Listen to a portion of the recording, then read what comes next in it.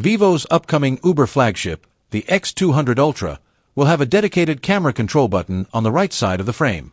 It was speculated that the phone would get an action button instead.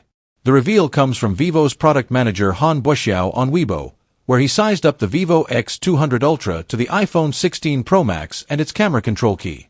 Both are on the lower right side of the frame.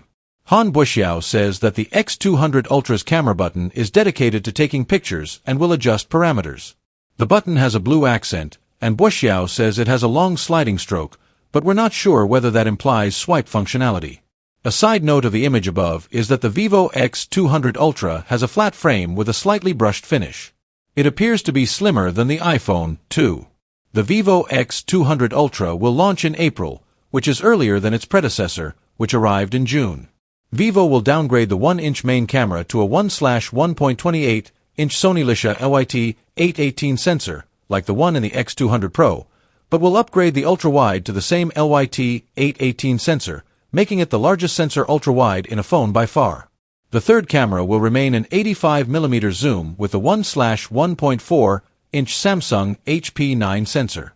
Vivo will upgrade the cameras on the hardware level with two dedicated imaging chips, the post-processing Vivo V3 Plus and the new VS1 in charge of pre-processing parameters, exposure and focus, colors, image stacking, etc.